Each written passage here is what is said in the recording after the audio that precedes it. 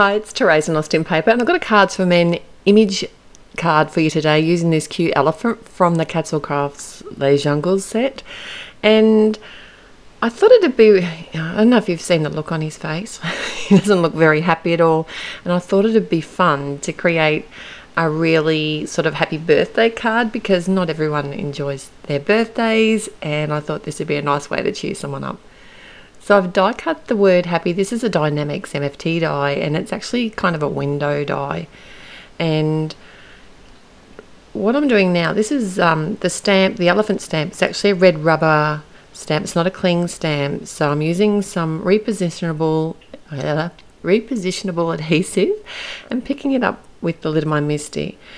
And I roughly know where I want it on. I want it to be sitting right on top of the word happy. So what I've got here is a piece of acetate, and gonna use my tuxedo black just to stamp it onto the acetate, and then I can see exactly where it's going to stamp, and I can move my cardstock beneath it just to make sure that, hopefully it'll stamp exactly where I want. So I'm actually holding my acetate very still here, but just moving my cardstock. And then once I'm really happy with the placement, I can just hold everything in place again with the magnets that come with the Misty. Remove my acetate, and then I can just stamp my stamp out again.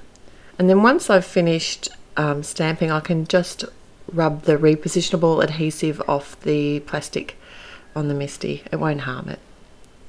And also off the back of the stamp too. And the good thing about the Misty, if it doesn't stamp properly the first time, I can always stamp it again. And he looks really cute.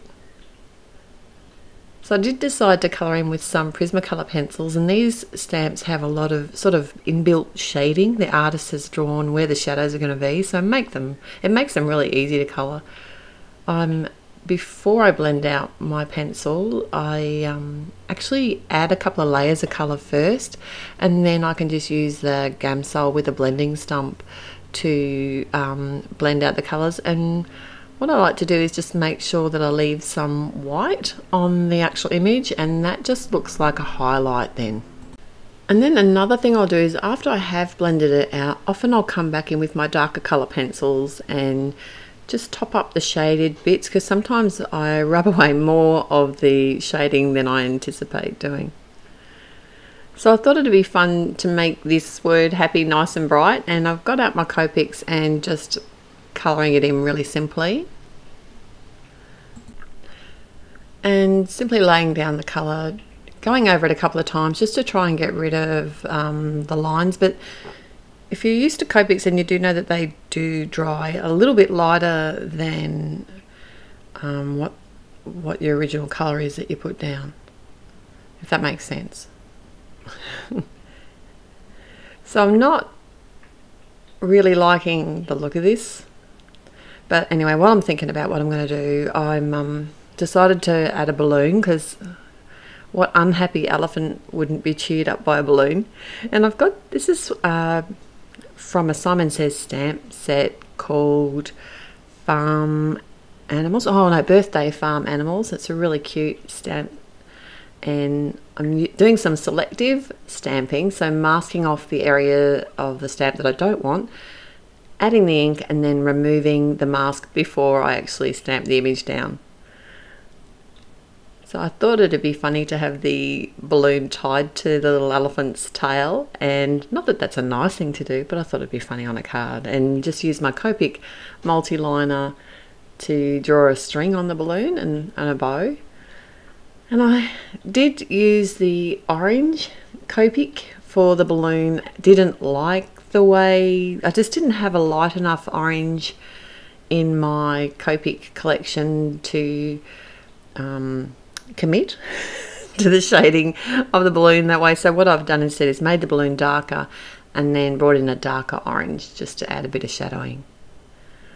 So I've been thinking about what to do with the letters, and I decided to try and make them look 3D, I suppose you could call it. Like, you know, those puffy letters that you can get, and you know, they're often sort of you know, made of plastic, and then they kind of, when you push down on them, they are quite puffy. Well, that was my original plan, but it didn't kind of work. So what I've done for each letter, I'm persevering because I've started now, and I was just going to say I don't really want to start the whole card again, and I'm just thinking, well, I'll just keep colouring and just see how it goes. You know, sometimes you do these things and it turns out fine in the end, but other times you do them and no. So I have a couple of different shades now that I've brought in, adding some depth, trying to add some depth with some shading on the outside and then blending it out with the lighter colour in the middle, and it's just not blending very well, and I'm not happy with the way that it's looking.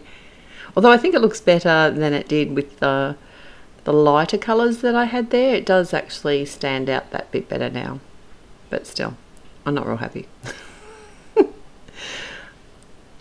And I will think about that a little bit more. So then I thought I'd add the white gel pen, and this is where I start adding the details, and I'm just really not going very well here. And I'm really happy with this gel pen. I can't believe it's my first gel pen that's actually keeps working. I've always been one of those people that's had problems with their white gel pens going dry and then not holding, and this is the broad uniball white, and I've had this one for quite a while now, and it's actually doing really well, except that I don't like the way that it looks on those letters. But I'm thinking, well, I'll just finish the card and see what I think. Although the whole time I'm thinking, what can I do? So I'm going to put my card together anyway. I've got some design paper. So this is the wood grain paper pad that I've used from Simple Stories. It's called Snap. And on the back of the wood grain is sort of notebook style prints. They're kind of white and off-white. And I've chosen one of those, just a real sort of, you know, it's not a very strong pattern. I didn't want anything that was going to be too bold and show through. I've mounted some fun foam to the back of my front panel and just using my ATG gun to get that adhered down on the front of my card. And the whole time I'm looking at this, I'm not happy. So then I thought I'll add some, these are enamel dots, but they're the ones I've made myself from the Nouveau. And I used 3 different colours. It's the midnight blue, apple green, and dandelion yellow. And what I really need is a nice bright orange one. And I haven't been able to source that yet, but yeah, I'll get there. Hopefully they make one and I'll be able to get it. I'm using my matte medium and my craft knife just to put all my enamel dots in place. Some of them aren't quite as round as I did rush making these.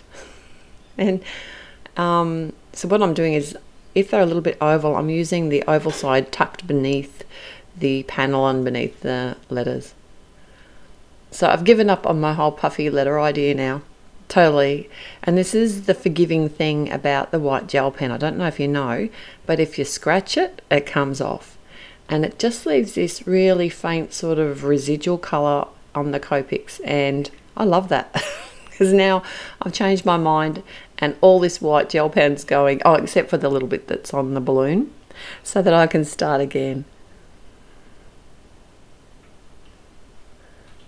And I thought it would be more fun. I thought about maybe using black, and I thought that would be too bold. You wouldn't see the elephant. So I decided to use the white gel pen and add details to each letter and make it nice and cheerful. And there goes the whole puffy letter idea. It didn't work.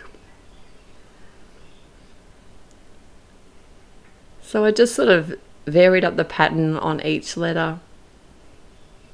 And I like this a lot better than the other version. Let me know what you think. I'd love to hear your comments, ideas. If you had anything better, if you're sitting there thinking, why didn't she do this? I'd love to hear. Thanks for joining me today. I'll be back again real soon. Till next time, happy paper crafting. Bye.